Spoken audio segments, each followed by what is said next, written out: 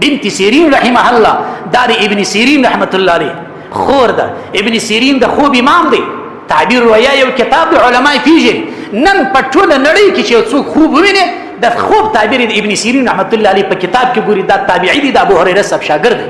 بنت سیرین رحمه الله دا د ابن سیرین صاحب خور ده. دا داسې عالمه ښځه وه چې 22 کاله خپل د کور په کوټه کې ناسته وه، صرف د اوداسه دپاره وتل، نور یې 22 کاله خاص په د یوې کوټه کې تېر کړل. څه کول؟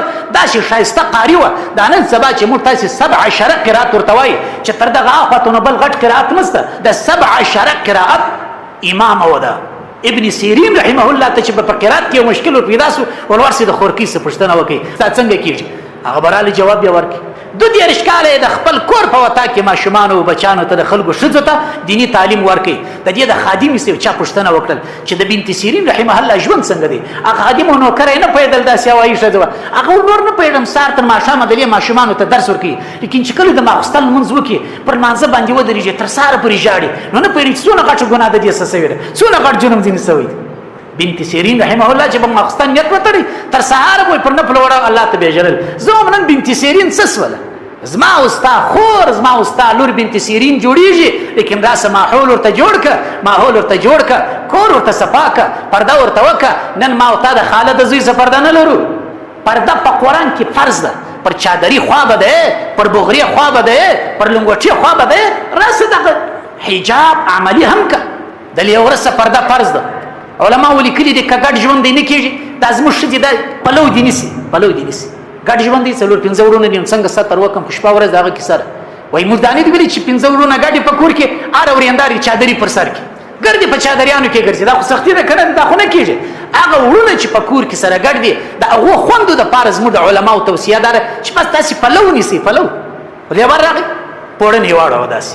دغسې آزاد ژوند د دې لیوره سره مه کوي لکه یو خور چې د ورور سره کوي، لکه یو ښځې چې د مېړه سره کوي. د لیوره سفر ده فرض ده، د اکا د زوی سفر ده فرض ده، د ماما د زوی سفر ده فرض ده، د اما د زوی سفر ده فرض ده، د خاله د زوی سفر ده فرض ده، د خور د مېړه سفر ده فرض ده. ډېر خلک ما ته معلوم دي 2 کسان باجګانې سره خوابدي دي. ولې؟ وایي دی زما ستر کوي.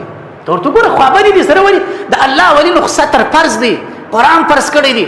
یا ایها النبی قل لازواجک وبناتک ونساء المؤمنین. ای زما نبی خپل بیبیانو ته وایه، خپل لونو ته وایه، او خپل د امت ښځو ته وایه یدنین علیهن من جلابیبهن. لوی لوی پوړې نام پر ځان واچوي. رابعه بصریه څوک وه؟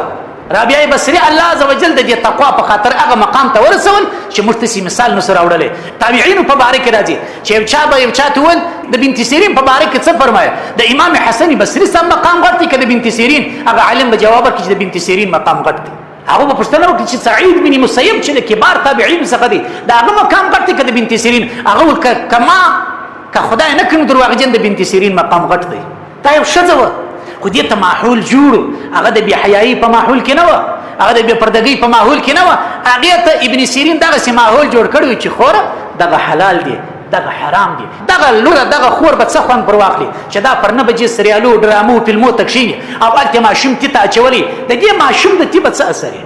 ته په مستقبل کې حکیم الامت جوړول غواړې، ته په مستقبل کې مفتي حسین احمد جوړول غواړې رحمه الله، ته په مستقبل کې علما صلحا مجاهدین مبلغین غواړې، نو پر دغه طریقه خو نه جوړېږي. رابعه بصري په باره کې راځي رحمه الله. یو سړی وایي ناست و سورکړی چرګ ورته پروت و، دا چې پر راتېر سول په ژړا سول. هغه سړي پروت و چې دا خوارکي کلي چې وژېده تژېده نه مسکینه ښځه ده، سورکړی چرګ پروت یې خوري، دا چې راتېر سول په ژړا سول. د هغه زړه پروت و. بهرول خوري که وژې راسه یو څه به درکړم، ته ژاړې ولې دا خو دومره مشکل نه دی. وایي دې مخ ور واړوي چې وروره که پر دې نه ژاړم چې رابعه وژېده زه وژې نه یم، ما ته پر بل شي ژړا راله. هغه څه مشکل جوړ دی؟ مشکل چې دی ول ژړا پر دې راله. ما چې دا چرګ ته وکتل ما ته د آخرت ورځ را په یاد شول چې یا الله تر موږ خو دغه حیوانان لا ښه دي. په دنیا کې چې کله موږ یو حیوان اور ته اچو وسروغ ورو ته اچو اول یې حلال کو بیا ور واچو، اول یې روح وکړ وای ور اچو. لیکن ته چې په دوزخ کې خپل بندگان اچي ژوندي ور اچي یا الله، نو دا خدای چرګ لازم تر حالت شدي څونه دا چې زین دي. ما دغه ځای کې نقطه ده سورکړي چرګان چې موږ تکشیر دي موږ خورو خاندو ګپې او شپې فرقو. لیکن د ابي بصري چې سورکړي چرګولي دی هغه په جړا سول چې د دې حیوان حالت خو شدي ځکه بد عمل سم د حیوان تر ما شدي، ځکه چې ما الله پاک ژوندۍ ورته ورچي. لیکن چرګ ولا شدي هرې حلال کې که صبر ولاړ سي غاړې پرېږدي بیا په غوړو کې سر کوي په ورورې کبابه روی ختلی دي. دغسې ښځې به مشکل پیدا کړو. اسباب وسایل مادیات چې ما او تا د بې حیایي طرف ته بیایي دا ختم کړي. د کور څه تلویزیون ختم کړه، هغه تلویزیون چې تا د فحشا او ناروا راوړي. یو مثال مې درکړي اوس پر جیب کې پیدا سو کنوس. نو قران کې الله عزوجل فرمایي واوري رسنی والا دیم واوري خو به نسره بدو ګوري یو خاور ده د یو ځای خلک تاسو اوریدونکو زسته شي د جم سره دا یو شی واوري رسنی والا دی واوري تلویزیون والا دی واوري رادیو والا دی واوري یو آیت مش په قران کې لرو واوري ان الذين يحبون ان تشيع الفاحشه في الذين امنوا هغه کسان چې دوی خوشوي چې په ټولنه کې فحشا عامه سي لهم عذاب الیم فی الدنيا والاخره داسې کسانو ته په دنیا او آخرت کې سزا ګوري والله يعلم وانتم لا تعلمون زنا او فحشا پریږدي داسې خبروي بس کی چې هغه په ټولنه کې د ځوانانو خواهشات راپورته کوي دا په کوم قانون کې روا دي چې تاسو جلی زنګ وي او ته ورسره په ټلیفون په لیکه کېږي چې نوم د شیشې د پلان کې ځای خبره کوي ونی څه اشعار دی راوړي دي هغه تاسو عاشقانه اشعار وای دا نه دی روا د خدای په خاطر د خدای خیر مشورې دي خو ما بدوي یا قوم نصحت لكم صالح علیہ السلام څول چې ای قوم زستس خیر خوایم دغه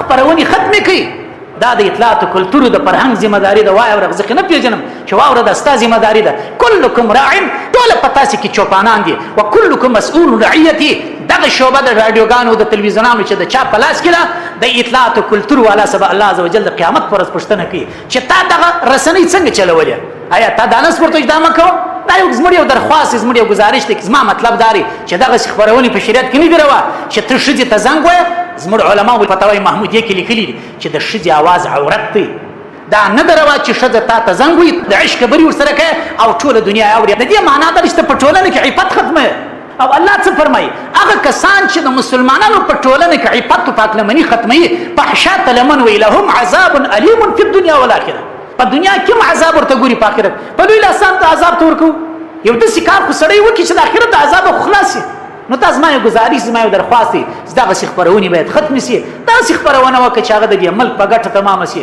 د یو صحت خبرونه ده د یو دین خبرونه ده دا نور شان تاسو په دې ټولنه کې شل شان ته ضرورت ستا نور اصلاحي یو خبرونه پروګرامونه ستا هغه شی مکوي چې زما وستا خور بے پته سي بے عزت سي بے پردي سي دا شان چې دا مشکل دی قران کې الله عزوجل د دې سمانه کړی دا الله عزوجل څه فرمایي ولا تقربوا الزنا انه كان فاحشه وساء سبيلا زنا خود څه کوي چې زنا وکي زنا ته نږدې کیږي لمه زنا بدلار ده د زنا سفر هیڅ وکي او دغه اسباب وسایل انسان اخر ودغه تدری داسې مسایل وس مشترازي وعده سره کړی دی او مې شباب طلاق سره ور کړی دی ولې څه پیښه دا می طلاق کړولې ما ته سم نه معلومه ده ما پر ټلیفون وکړم تم نه سم سره شسر ورغلیاس الطيبات للطيبين والخبيثات للخبيثين پاک شذ د پاکو خلقو د پاره دي او ناپاک شذ د ناپاک خلقو د پاره دي په ویل اسنا پاکي راوړي زما ځوانان چې زما سرمایه ده زما د ملک یا پیسې زما د کور افراد ایا دا په ویل سره ته عزت کوي ګوره دغه غلطي خبرونه کول دغه نتیجه چې ما ته د رفات راځي